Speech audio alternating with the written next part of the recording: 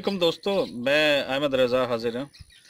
ਅੱਜ ਅਸੀਂ ਤੁਹਾਨੂੰ ਇੱਕ ਐਸੇ ਕਿਰਦਾਰ ਨਾਲ ਮਿਲਾਨੇ ਆ ਜਿਹੜੇ 1965 ਦੇ ਵਿੱਚ ਜੰਗੀ ਕੈਦੀ ਬਣਦੇ ਨੇ, ਪਾਕਿਸਤਾਨ ਦੇ ਜੰਗੀ ਕੈਦੀ, ਔਰ ਉਹਨਾਂ ਨੂੰ ਇੰਡੀਅਨ ਜੇਲ੍ਹ ਦੇ ਵਿੱਚ ਲੈ ਜਾਇਆ ਜਾਂਦਾ ਹੈ ਔਰ ਉੱਥੇ ਉਹਨਾਂ ਦੇ ਜਿਹੜੇ ਵਾਕਿਆਤ ਹਨ ਉਹ ਤੁਹਾਨੂੰ ਕੁਝ ਸੁਣਾਉਂਦੇ ਨੇ।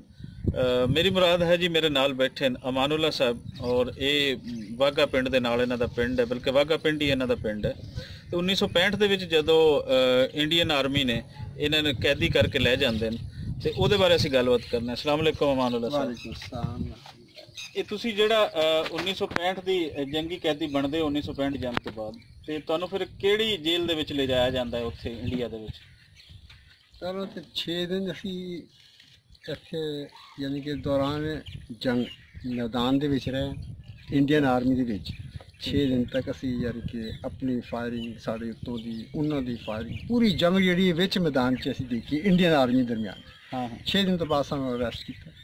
6 दिन तो बाद फिर सानू ना अरेस्ट करके ते करिंडा थाना नज़दीकी उत्थे लै गए। ठीक है। ते उहदे विच फिर उत्थे साडी यानी लिखत पढ़त हुई। उन्हें फिर साढ़े यानी कि जो बजुर्ग सन वो सारे उत्थे मौजूद सन, उन्होंने बिठाया, अखा बन के तो लै गए।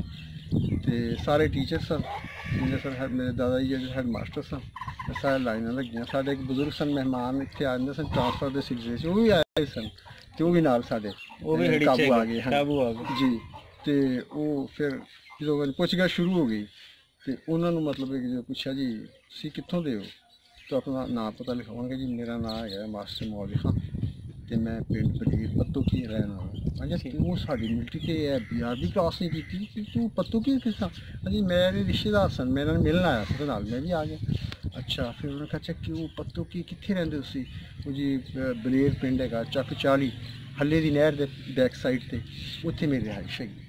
तो वो जो थानेदार से जो लिख रहा सी वो कितने इंडिया पाकिस्तान बनने तो पहले बलेर का रहने वाला सी। ठीक है। उन्हें जो देखा था वो फलाना घर जो है उतों दी निशानियां पूछियां कि वाकई बलेर ने। हाँ। तो वो जो फलाना घर है वो कौन रहिंदा उत्थे निम है इस दस्ता निशानी दसी, उन्होंने मैं ही रहना उत्थे। उन्हें फिर क्या जो हरनाम सिंह आ वो बंदे तो साढ़े अपने ही निकल आए। उन्हें कहा जी ये कौन ने? ये सारे मेरे रिश्तेदार ने। अक्खा उक्खा खोलियां, उन्हें बेंचा ते पाया, बड़ी उन्हें रिस्पैक्ट की, पानी शानी पियाया। उन्हें कहा जी मेरे तुहाडा खादम है, जो मेरे वास्ते है मैं जानी इंशाअल्लाह थोड़ी पूरी खिदमत करांगा। तो बाकी उन्हें फिर किया। तो उस तो बाद फिर असी जेल चले गए, अमृतसर जेल। अमृतसर जेल च रहे उत्थे जी खास चीज़ सी वो हालात जेल के, फिर जो कैदियों नाल जो सलूक होंदा है फिर दुश्मन की जेल च हुई तो फिर तुहानूं पता ही है जिहो जिहा होना है उत्थे। सो उन्हें किया उत्थे साडा ईयर अटैक असी वेखदे रहे। साडा ईयर अटैक साडी बैरक दे उत्ते यानी पूरा ईयर अटैक साडा उत्ते आने से ते पूरा वक्त पै जांदा सी। उन्होंने सारे मुल्क च भाजन अस कोई नज़र नहीं सी आउंदा, सारे लोग ईयर अटैक दे नां तो ही इन्ना यानी कि खाइफ सन ते इन्ना यानी कि दहशत थी उन्होंने उत्ते जी। वो तो बाद ट्रांसफर हो गई, असी गए फिर असी लुधियाने चले गए तो अपना कुछ जोड़े सन विचों अंबाले चले गए, कुछ हिसार, फिर बाद हिसार चले गए। साड़ी यानी कि आखिरी अयाम जो साड़ी जेल जी हिसार असी इकट्ठे हो गए सारे। वो तो बाद फिर क्योंकि मुख्तलिफ सैक्टर के सियालकोट के भी तो लाहौर सैक्टर अपना बरकी सैक्टर तो पठाना तो कसूर तो सारे मतलब कि उत्थे जिन्ने भी सिविलियन सन सारे इकट्ठे हो गए। तो उन्होंने देखा सी उंगलां जो सन अपना सियालकोट के सन उन्होंने उंगलां जी मोटी हुई ने सूज के जख्मी हुई। मैं पूछा जी एक ही हाल कहते वो सानू तशद्दुद किया साढ़े यानी कॉमन इन्होंने यानी ठोगे रहे ने हत्थों के तुहाडी मिलटरी कितनी है असीं सानू पता ही नहीं सी दसीए। तो यानी बड़ा उन्होंने तशद्दुद किया तो वो यानी कि उत्थे उन्होंने हालात देख के सानू बड़ा यानी दुख होया। वो तो बाद जी फिर यानी कि अपना हिसाब से इकट्ठे होने तो बाद फिर उत्थों फिर असीं अपना फिरोजपुर जेल जी कसूर वाली साइड से एक रात उत्थे रहे असीं, क्योंकि जो पहला प्रोग्राम से वो तो मिस हो गया, शास्त्री उन्होंने मर गया जिसकी वजह नाल साडा यानी बंबई के रास्ते कराची आना सी वो प्रोग्राम कैंसल हो गया। फिर वो बाई रोड जो प्रोग्राम तय होया तो हुसैनी वाला जो बॉर्डर है गंडा सिंह वाला उत्थों फिर असी सुबह सरजमीन पाक के साढ़े कदम पे ने तो वो जी कैफियत थी जो मुल्क दाखिल होया वो अस अल्फाज से बयान नहीं कर सकते जिन्नी खुशी है। ਬਿਲਕੁਲ ਜੀ, ਆਪਣੀ ਮਿੱਟੀ ਨਾਲ ਆਪਣੀ ਧਰਤੀ ਨਾਲ ਉਹ ਇਨਸਾਨ ਨੂੰ ਇੱਕ ਬੜੀ ਹੁੱਬ ਹੁੰਦੀ। ਤੇ ਕਿੰਨਾ ਅਰਸਾ ਤੁਸੀਂ ਉੱਥੇ ਫਿਰ ਕੈਦ ਰਹੇ? 6 ਮਾਹ ਤਕਰੀਬਨ। 6 ਮਾਹ। ਹਾਂ, ਤੇ ਸੁਣਿਆ ਤੁਸੀਂ ਕੋਈ ਜੇਲ੍ਹ ਦੇ ਵਿੱਚ ਬੜਾ ਇੰਜੋਏ ਕੀਤਾ, ਬੜੀਆਂ ਕੁਸ਼ਤੀਆਂ ਸ਼ੁਸ਼ਤੀਆਂ ਉੱਥੇ ਲੜਦੇ ਰਹੇ ਤੁਹਾਡੇ ਦੋਸਤ। ਉਹ ਕੋਈ ਸਾਨੂੰ ਕੋਈ ਥੋੜਾ ਵਾਕਿਆ ਸੁਣਾਓ। ਕੁਸ਼ਤੀ ਜੀ ਦਰਅਸਲ ਮੁੰਡੇ ਖੁੰਡੇ ਸਨ ਸਾਰੇ ਹੀ, ਤੇ ਉਹ ਇੱਕ ਜਜ਼ਬਾ, ਯਾਨੀ ਕਿ ਉਹ ਵਕਤੀ ਤੌਰ ਤੇ ਜਿਹੜੇ ਹਾਲਾਤ ਹੁੰਦੇ ਨੇ ਉਹਨਾਂ ਨੂੰ, ਜਿਹੋ ਜਿਹੇ ਹਾਲਾਤ 'ਚ ਜਾਂਦੇ ਨੇ, ਜਿਹੋ ਜਿਹੇ ਮਾਹੌਲ 'ਚ ਜਾਂਦੇ ਨੇ, ਫਿਰ ਉਹੋ ਜਿਹਾ ਹੀ ਆਪਣੇ ਆਪ ਨੂੰ ਢਾਲ ਲੈਂਦੇ।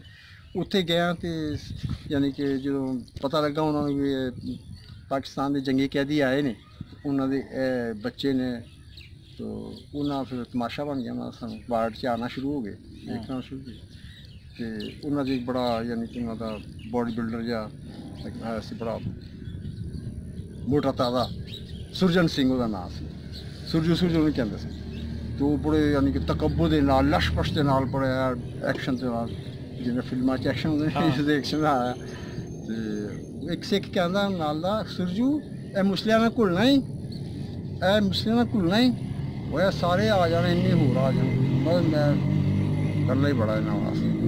ਉਹ ਉਸਮਾਨ ਸੀ ਮੁੰਡਾ ਇੱਕ ਸਾਡੇ 'ਚ, ਅੱਜ ਉਹ ਨਹੀਂ ਹੈਗਾ, ਬਹੁਤ ਹੋ ਗਿਆ।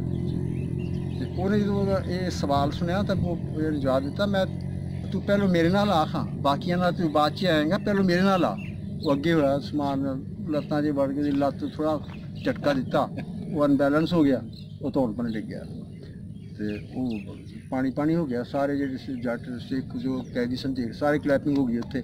ਉਹ ਜਾ ਸੁਰਜੂ ਮਰ ਜਾ ਡੁੱਬ ਕੇ, ਤੈਨੂੰ ਇੱਕ ਬਾਲ ਨੇ ਧਾਰ। ਵਾਕਈ ਯਾਰ ਇਹ ਕੌਮ ਜਿਹੜੀ ਬੜੀ ਜ਼ਿੰਦਾ ਦਿਲ ਤੇ ਬੜਾ ਜਜ਼ਬਾ ਦੇ ਜੋਸ਼ ਹੈ। ਇਹਨਾਂ ਦੇ ਬਾਲਾਂ ਨਾਲ ਨਹੀਂ ਅਸੀਂ ਲੜ ਸਕਦੇ, ਇਹਦੇ ਬਾਲ ਸਾਡੇ ਤਗੜੇ ਬਾਡੀ ਬਿਲਡਰ ਨੂੰ ਉਲਟ ਬਾਜ਼ੀ ਲਾਉਂਦੇ ਨੇ, ਤੇ ਇਹਨਾਂ ਨੂੰ ਜਿਹੜੀ ਉਹਨਾਂ ਦੇ ਮੁਜਾਹਿਦੀਨ ਤੇ ਜਿਹੜੀ ਅਫਵਾਜ ਜਿਹੜੀ ਹੈ ਉਹਨਾਂ ਦੀ ਕਿਆ ਬਾਤ। ਉਹ ਉਹਨਾਂ ਨੇ ਇਤਰਾਫ ਕੀਤਾ ਉਸ ਵਾਕੇ ਨਾਲ ਫੌਰੀ ਤੌਰ 'ਤੇ। ਫਿਰ ਉਹਨਾਂ ਨੇ ਕਿਹਾ ਜੀ, ਸੂਰਜ ਨੇ ਕਿਹਾ ਨਹੀਂ ਜੀ ਮੈਂ ਭੁਲੇਖੇ 'ਚ ਮਾਰਿਆ ਗਿਆ, ਮੈਂ ਕੱਲ੍ਹ ਵੇਖਾਂਗਾ ਇਹਨਾਂ ਨੂੰ। ਜੇ ਠੀਕ ਉਹਨਾਂ ਟਾਈਮ ਤੈਅ ਕਰਤਾ ਤੇ ਕੱਲ੍ਹ ਕੁਸ਼ਤੀ ਹੋਣੀ ਹੈ, ਠੀਕ ਹੈ। ਉਹ ਕੱਲ੍ਹ ਟਾਈਮ ਮੁਕਰਰ ਕਰਤਾ, ਤੇ ਜੋ ਸਾਰੇ ਯਾਨੀ ਕਿ ਵਾਰਡ 'ਚ ਜੇਲ੍ਹ 'ਚ ਰੌਲਾ ਪੈ ਗਿਆ ਜੀ ਕਿ ਮੁਸਲਮਾਨਾਂ ਦੇ ਇੱਕ ਬੱਚੇ ਨੇ ਸੁਰਜੂ ਨੂੰ ਯਾਨੀ ਕਿ ਸ਼ਿਕਸਤ ਦੇ ਦਿੱਤੀ, ਇਹਨੂੰ ਹਰਾਤਾ, ਤੇ ਧੌਣ ਪਰ ਨੇ ਇਹਨੂੰ ਸੁੱਟਤਾ। ਤੇ ਅਗਲੇ ਦਿਨ ਫਿਰ ਜਦੋਂ ਫਿਰ ਬੜੇ ਉਹਦੇ ਨਾਲ ਯਾਨੀ ਮੁਨਜ਼ਮ ਤਰੀਕੇ ਨਾਲ ਉਹਨਾਂ ਫਿਰ ਕੁਸ਼ਤੀ ਕਰਾਈ, ਤੇ ਸਾਰੇ ਵਾਰਡ ਦੇ ਵਿੱਚ ਜਿੰਨੇ ਵੀ ਉਹਨਾਂ ਦੇ ਕੈਦੀ ਸਨ ਉਹ ਦੀਵਾਰਾਂ 'ਤੇ ਅੱਗੇ ਪਿੱਛੇ ਪੂਰੇ ਸਟੇਡੀਅਮ ਦੀ ਸ਼ਕਲ ਬਣ ਗਈ, ਤੇ ਕੁਸ਼ਤੀ ਹੋਣੀ ਸੀ। ਉਸਮਾਨ ਨੂੰ ਕਿਹਾ ਯਾਰ ਗੱਲ ਪਤਾ ਕੀ ਹੈ, ਇੱਥੇ ਆਪਣੀ ਜ਼ਾਤ ਦਾ ਮਸਲਾ ਨਹੀਂ ਹੈ, ਇਹ ਮੁਲਕ ਦੀ ਇੱਜ਼ਤ ਦਾ, ਕੌਮ ਦਾ, ਮੁਸਲਮਾਨਾਂ ਦੀ ਇੱਜ਼ਤ ਦਾ ਮਸਲਾ ਹੈ। ਤੇ ਤੂੰ ਜਿਹੜਾ ਨਾ ਕੱਲ੍ਹ ਜਿਹੜੀ ਪਰਫਾਰਮੈਂਸ ਦਿੱਤੀ ਸੀ ਨਾ, ਸਮਝ ਉਹ ਕੁਛ ਨਹੀਂ ਸੀ, ਉਹਦਾ ਜ਼ਿਆਦਾ ਤੂੰ ਅੱਜ ਪਰਫਾਰਮੈਂਸ ਦੇਣੀ। ਚੰਗੀ ਤਰ੍ਹਾਂ ਨਹੀਂ ਦੱਸਣਾ ਕਿ ਵਾਕਈ ਮੁਸਲਮਾਨ ਨੇ, ਇਹਨਾਂ ਦੇ ਦਿਲ ਦੇ ਵਿੱਚ ਕੂਵਤ ਈਮਾਨੀ ਹੋਵੇ, ਜਜ਼ਬਾ ਈਮਾਨੀ ਹੋਵੇ, ਅੱਲਾਹ ਰਸੂਲ ਕਲਮਾ ਪੜ੍ਹਨ ਵਾਲੇ, ਤੇ ਇਹਨਾਂ ਦੇ ਨਾਲ ਅੱਲਾਹ ਦੀ ਮਦਦ ਹੁੰਦੀ, ਭਾਵੇਂ ਬੱਚੇ ਹੋਣ, ਜਵਾਨ ਹੋਣ, ਬੁੱਢੇ ਹੋਣ, ਸਾਰਿਆਂ ਹੁੰਦੀ।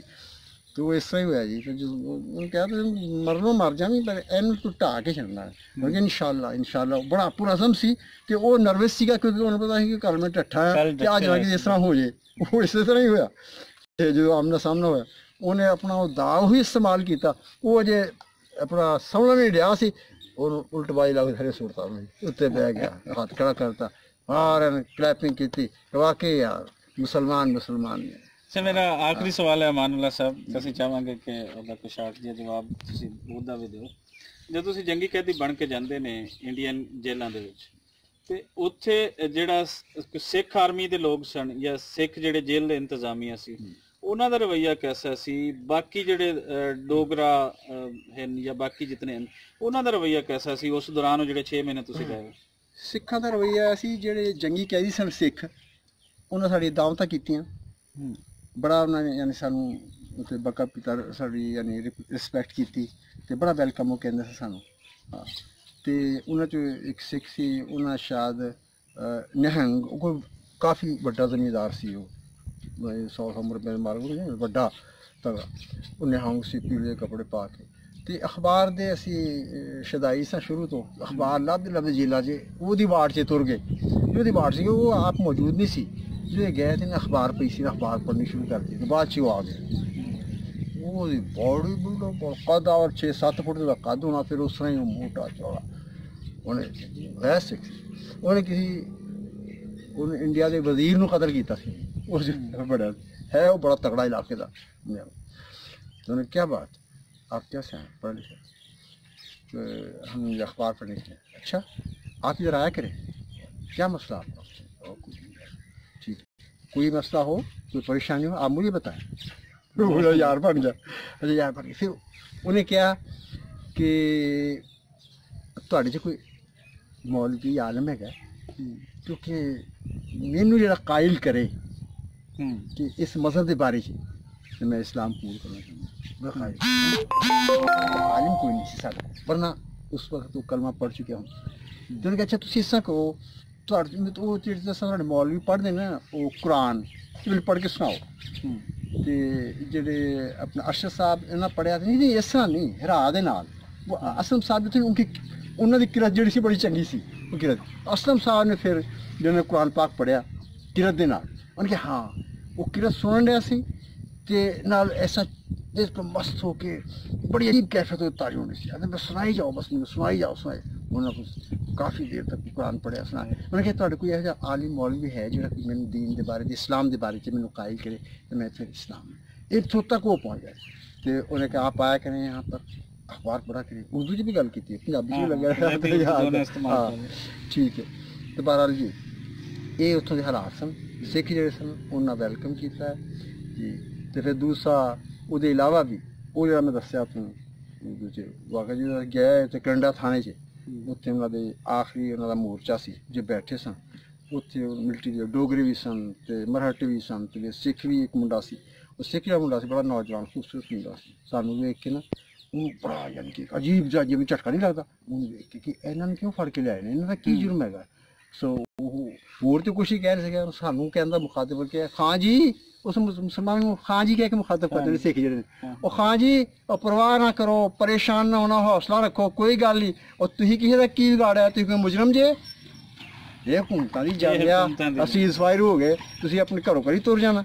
उन्हें उस टाइम तुहाडे वास्ते बड़ा हौसला सी कि तुसीं वो फिर थोड़ी देर बाद ना वो यानी कि राजमा साफ कर रहे सन तो वो एक फौजी ने अपनी बैरल जी थी वो करके तो साफ कर रहा थी, वो ट्रैगर के हाथ आ गया, ब्रैस निकला, वो उससे नहीं मार गया। अल्फाज सन आखिरी अल्फाज हाय माता जी, उसके बाद बड़ा दुख हुआ। बहरहाल बहुत शुक्रिया मानुल्लाह साहब।